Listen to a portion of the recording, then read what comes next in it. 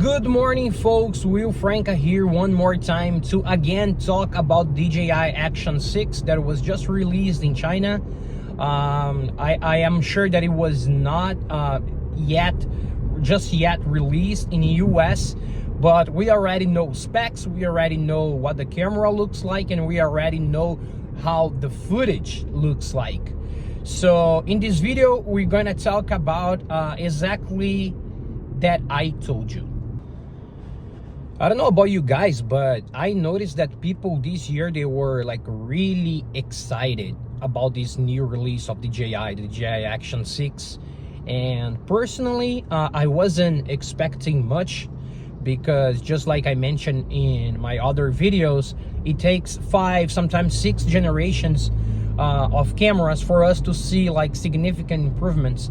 So I was already expecting for all that we saw with the new DJI Action 6. And if you go back and you watch my last video, you're gonna see that I said that the main 2 new things in this camera, it will be the new sensor size and the variable aperture modes that we were going to have in this new DJI Action 6. And that's exactly what happened. But obviously the shell is new, so the camera looks different. The lens element, the glass in front looks, in my opinion, looks like the diameter looks like slightly bigger. I might be wrong, but it looks bigger to me. So the shell is new, the sensor size is new, even though it's not bigger. A lot of people keep saying, oh, a bigger sensor is just a different sensor that is slightly bigger, because now you can record either in vertical or horizontal without like turning your camera. But if you really see the comparisons with the DJI Action 5 Pro and the DJI Action 6, you're gonna see that actually if you compare the 16:9, the image is gonna be even smaller actually. So no, the sensor is not bigger. So if we would to say what is actually new about this new camera, the shell, the sensor size that is different now, and the variable aperture. Okay, does that make any difference in regards to my footage? For what I have seen, no. Everything looks the same. And even the variable aperture that I thought that it would give us some like shallow depth of field, no, it's not happening. There's no depth of field. Everything looks the same. And even the f4 looks very much to me at most like a ND8 maybe. But so that means that if you're shooting in really bright conditions, you will still need to use ND filters. And another thing is that like these now have generated another problem, which is sharpness now, because now when you're shooting at f2, your image is not gonna be as sharp anymore. So you see that how sometimes you fix something and you mess up another thing.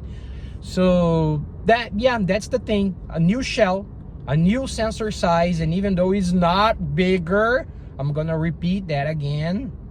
And what else? Shell, sensor size, and variable aperture. And the results, nothing. Everything looks the same, very much the same. So personally, me, I am not getting just yet.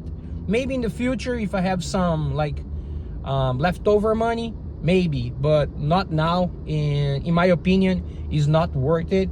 It was not a disappointment because I wasn't expecting much, but I was expecting at least a little more than what I saw.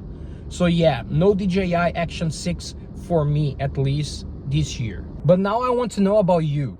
Are you getting a new DJI Action 6 for yourself, and why? Let me know down below here down in the comments, because I really want to know what would motivate your purchase.